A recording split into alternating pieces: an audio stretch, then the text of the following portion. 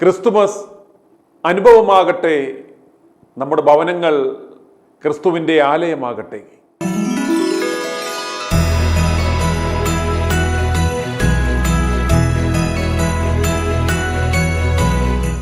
വിശുദ്ധ ലൂക്കോസിന്റെ സുവിശേഷം 2-ാം അധ്യായം 10 മുതൽ 14 വരെയുള്ള വാക്യങ്ങൾ.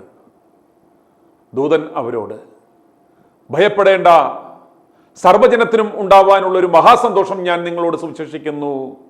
കർത്താവായ ക്രിസ്തു എന്ന രക്ഷിതാവ് ഇന്ന് ദാവീദിന്റെ പട്ടണത്തിൽ നിങ്ങൾക്കായി ജനിച്ചിരിക്കുന്നു. നിങ്ങൾക്ക് അടയാളമോ, ശീലകൾ ചുറ്റി പശുത്തൊട്ടിയിൽ കിടക്കുന്ന ഒരു ശിശുവിനെ നിങ്ങൾ കാണും എന്ന് പറഞ്ഞു. പെട്ടെന്ന് സ്വർഗീയ സൈന്യത്തിന്റെ ഒരു സംഘം ദൂതനോട് ചേർന്ന് ദൈവത്തെ പുകഴ്ത്തി, അത്യുന്നതങ്ങളിൽ ദൈവത്തിന് മഹത്വം, ഭൂമിയിൽ ദൈവപ്രസാദമുള്ള മനുഷ്യർക്ക് സമാധാനം എന്ന് പറഞ്ഞു. ITV ന്യൂസിന്റെ എല്ലാ പ്രിയപ്പെട്ട പ്രേക്ഷകർക്കും ക്രിസ്തുമസ് ആശംസകൾ.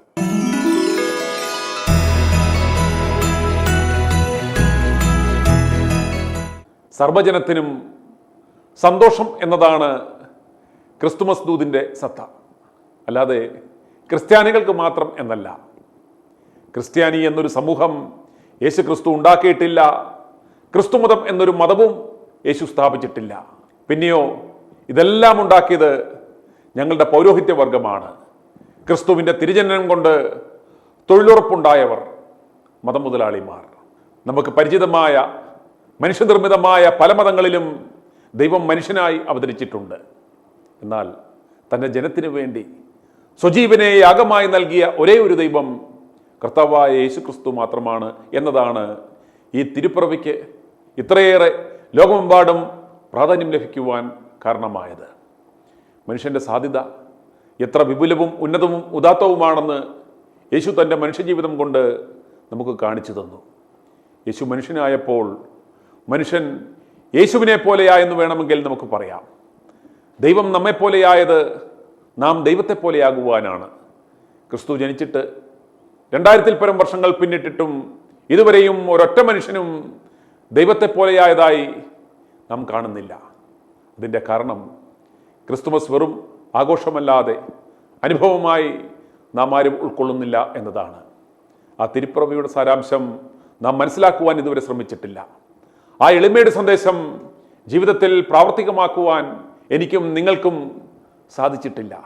അപ്രകാരം സാധിക്കുമ്പോഴാണ് ക്രിസ്തുമസ് ഒരു അനുഭവമായി മാറുന്നത്.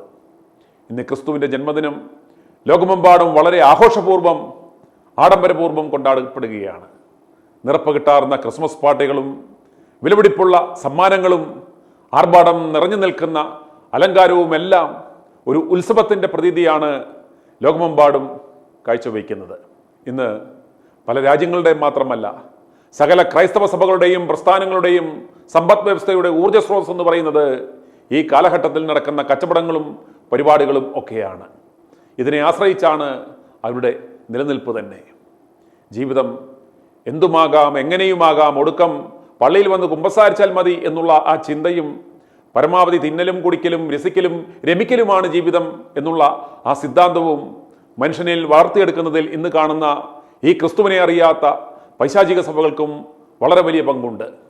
സകലത്തിൻ്റെയും ഉടയവനും സൃഷ്ടാവുമായ ആ ദൈവം തമ്പുരാൻ ഒന്നുമില്ലാത്തവനായി ഈ ഭൂമിയിൽ ഒരു പുൽക്കുടിലിൽ അവതരിച്ച ഈ ദിവസം ആർഭാടങ്ങളുടെയും ചെലവിടലിൻ്റെയും ദിവസം ആക്കി മാറ്റിയത് ആരാണ്, എങ്ങനെയാണ്? പുൽക്കൂട്ടിൽ പിറന്ന ആ എളിമയുടെ സുവിശേഷം അറിയിക്കുവാൻ ലംബോർഗിനിയിലെത്തുന്ന കൂദാശ കുർബാന തൊപ്പിത്തൊഴിലാളികൾ. യേശുവിൻ്റെ തിരുജനനത്തിൻ്റെ മഹത്തായ സന്തോഷം ആദ്യം നൽകപ്പെട്ടത് അശരണരും ദരിദ്രരുമായ ഒരുപറ്റം ആട്ടിടയന്മാർക്കായിരുന്നു. മെത്രാന്മാർക്കോ ബിഷപ്പന്മാർക്കോ ആത്മീയ കച്ചവടക്കാർക്കോ ആയിരുന്നില്ല. പ്രത്യേകിച്ച് ഒന്നും തന്നെ സമർപ്പിക്കുവാൻ കഴിയാത്ത ആ പാവപ്പെട്ട ആട്ടിടയന്മാർക്ക്. അവർക്ക് തിരുമുൽക്കാഴ്ചയായി സമർപ്പിക്കുവാൻ യാതൊന്നും ഉണ്ടായിരുന്നില്ല കയ്യിൽ. എന്നാൽ സ്വന്തം സുഖസൗകര്യങ്ങളുടെ അകത്തളങ്ങളിൽ കഴിഞ്ഞ ആ സത്രം സൂക്ഷിപ്പുകാരന് നഷ്ടപ്പെട്ടതും മഹത്തായ ഈ സന്തോഷത്തിൻ്റെ അനുഭവമാണ്. ക്രിസ്തു ഈ ഭൂമിയിലെ കഷ്ടതകളിലേക്ക് കടന്നു വന്നത് അശരണരുടെയും അവഗണിക്കപ്പെട്ടവരുടെയും അത്താണിയായിട്ടാണ്. സകലത്തിൻ്റെയും ഉടയവൻ ഇല്ലായ്മയിൽ പങ്കുവെച്ച് മറ്റുള്ളവർക്ക് ഒരു മാതൃകയായി. അതുകൊണ്ട് തന്നെ ഇതൊരു പങ്കുവയ്ക്കലിൻ്റെ സന്ദേശം കൂടിയാണ് ക്രിസ്തുമസ്. യുദ്ധത്തിൻ്റെ കെടുതികളിൽ നിന്നും പലായനം ചെയ്യുന്ന സമൂഹത്തിനും ജീവിത സാഹചര്യങ്ങളിൽ വഴിമുട്ടി നിൽക്കുന്ന ജനങ്ങൾക്കും നേരെ ഇന്നും സത്രത്തിൻ്റെ വാതിലുകൾ കൊട്ടിയടയ്ക്കപ്പെടുകയാണ്. സന്തോഷ സൗഭാഗ്യങ്ങളുടെ അകത്തളങ്ങളിൽ ജീവിക്കുന്ന നമുക്ക് ആ അടയ്ക്കപ്പെട്ട വാതിലുകൾ തുറക്കുവാൻ സാധിക്കുമോ? മറ്റുള്ളവരെ കരുതുവാനും അവരോടൊത്ത് പങ്കിടുവാനും സാധിച്ചെങ്കിൽ മാത്രമേ ക്രിസ്തുമസിൻ്റെ ഈ സന്ദേശം അനുഭവവേദ്യമാകുകയുള്ളൂ. നമ്മുടെ ഭവനത്തിൻ്റെ ജീവിതത്തിൻ്റെ അടയ്ക്കപ്പെട്ട വാതിലുകൾ മറ്റുള്ളവർക്കായി തുറന്നുകൊണ്ട് ഈ ക്രിസ്തുമസിനെ നമുക്ക് വരവേൽക്കാം.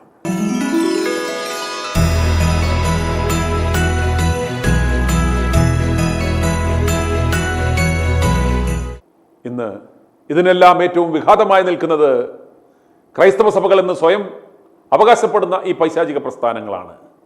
ക്രിസ്തുവിനെയും എന്തിന് അവൻ്റെ ജനനത്തെയും മരണത്തെയും സ്വർഗാരോഹണത്തെയും മാത്രമല്ല വിശുദ്ധ വേദപുസ്തകത്തെ വരെ കച്ചവടച്ചരക്കാക്കിയ ഈ പ്രസ്ഥാനങ്ങൾ ഇല്ലാതായെങ്കിൽ മാത്രമേ ക്രിസ്തുവിനെ സാധാരണ ജനങ്ങൾക്ക് അനുഭവവേദ്യമാക്കാൻ സാധിക്കൂ, അറിയുവാൻ സാധിക്കൂ. ക്രിസ്തു കുടികൊള്ളുന്നത് ഈ മതമുതലാളിമാരുടെ വലിയ പള്ളികളിലോ കപ്പേടകളിലോ കുരിശിൻതൊട്ടുകളിലോ അല്ല എന്ന് തിരിച്ചറിയുക. ഈ ഇടനിലക്കാർക്ക് ക്രിസ്തുവുമായി യാതൊരു ബന്ധവുമില്ല എന്നറിയുക. നമ്മുടെ ഭവനങ്ങൾ ദൈവാലയങ്ങളാകുന്ന ആ അവസ്ഥ നിങ്ങൾ ആലോചിച്ചിട്ടുണ്ടോ? നമ്മുടെ ഭവനങ്ങളാകുന്ന ആ ദൈവാലയത്തിൽ ക്രിസ്തു വസിക്കുകയും നമ്മുടെ ഭവനങ്ങളിൽ സന്തോഷവും സമാധാനവും ഐശ്വര്യവും കളിയാടുന്നത് നമുക്ക് ചിന്തിക്കുവാൻ സാധിക്കുമോ? നമ്മുടെ ഭവനങ്ങളാകുന്ന ആലയത്തിൽ ഒരു പരികർമ്മിയുമില്ലാതെ നമുക്ക് നമ്മുടെ ദൈവത്തെ ആരാധിക്കുവാൻ സാധിക്കുമെങ്കിൽ നമുക്ക് മറ്റ് ആരാധനാലയങ്ങൾ തേടി എന്തിനു പോകണം? എൻ്റെ ഭവനം, എൻ്റെ ആലയം, മൈ ചർച്ച്, മൈ ഹോം എന്ന് നമുക്ക് എത്ര പേർക്ക് പറയുവാൻ സാധിക്കണം? കാലഘട്ടത്തിൻ്റെ ആവശ്യമാണിത്. നിലവിലുള്ള പൈശാചിക പ്രസ്ഥാനങ്ങളിൽ നിന്നും എങ്ങനെ രക്ഷപ്പെടാം? എന്താണ് യഥാർത്ഥ ക്രിസ്തുമാർഗം എന്ന് ആയിരക്കണക്കിന് ആളുകൾ ഞങ്ങളുടെ എപ്പിസോഡുകൾ കാണുമ്പോൾ ഞങ്ങളെ വിളിച്ച് ചോദിക്കാറുണ്ട്. ഈ ക്രിസ്തുമസ് ദിനത്തിൽ ഞങ്ങൾ ആ സന്തോഷ വാർത്ത നിങ്ങളെ അറിയിക്കുകയാണ്. പുതുവർഷത്തിൽ വരുന്ന ജനുവരി 26-ന് ഇന്ത്യ സ്വതന്ത്ര പരമാധികാര റിപ്പബ്ലിക്കായ ആ ദിനത്തിൽ നമുക്കും ആത്മീയമായി സ്വാതന്ത്ര്യം പ്രാപിക്കുവാനുള്ള ആ സുവർണാവസരം ഞങ്ങൾ ഒരുക്കുകയാണ്. അന്നേ ദിവസം ലോകമെമ്പാടുമുള്ള ലക്ഷക്കണക്കിന് ഭവനങ്ങൾ മൈ ചർച്ചായി മാറുന്നു. എൻ്റെ ഭവനം, എൻ്റെ ആലയം. നമുക്കേവർക്കും പ്രാർത്ഥനാപൂർവം അതിനായി കാത്തിരിക്കാം. വിശദാംശങ്ങൾ പിന്നാലെ മൈ ചർച്ചിൻ്റെ സ്ഥാപകൻ ശ്രീ എ.വി. തോമസ് തന്നെ അതിൻ്റെ വിശദാംശങ്ങൾ പ്രേക്ഷകരുമായി വരും ദിവസങ്ങളിൽ പങ്കുവെക്കും. ക്രിസ്തു കാണിച്ചു തന്ന ആ മാർഗത്തിലൂടെ വിശുദ്ധ വേദപുസ്തകം നെഞ്ചോട് ചേർത്ത് നമുക്ക് ഒരുമിച്ച് യാത്ര ചെയ്യാം. ഒരു പൈശാചിക പ്രസ്ഥാനങ്ങളുടെയും ഊന്നുവടി നമുക്കിനി ആവശ്യമില്ല. ഈ ക്രിസ്മസ് എല്ലാവർക്കും സമാധാനവും സന്തോഷവും രക്ഷയും അനുഗ്രഹവും ലഭിക്കുന്നതായി തീരുവാൻ നമുക്കൊരുമിച്ച് ദൈവത്തിൽ ആശ്രയിച്ച് സഹോദര സ്നേഹത്തിൻ്റെ നിറവിൽ പ്രാർത്ഥിക്കാം. ഒരു പുതിയ ആകാശവും പുതിയ ഭൂമിയും 2025 കാണുന്നതിന് ക്രിസ്തുമസ് നമ്മെ സഹായിക്കട്ടെ എന്ന് പ്രാർത്ഥിക്കുന്നു. അനുഗ്രഹം, പ്രത്യാശ, സമാധാനം, ആരോഗ്യം എല്ലാത്തിലും അധികമായി സ്നേഹവും നേരുന്നു. ലോകമെമ്പാടുമുള്ള ITV ന്യൂസിൻ്റെ എല്ലാ പ്രിയപ്പെട്ട പ്രേക്ഷകർക്കും അനുഗ്രഹസമ്പൂർണമായ ഒരു ക്രിസ്തുമസ് നവവത്സരാശംസകൾ നേരുന്നു. ക്രിസ്തുമസ് അനുഭവമാവട്ടെ. നമ്മുടെ ഭവനങ്ങൾ ക്രിസ്തുവിൻ്റെ ആലയമായി മാറട്ടെ.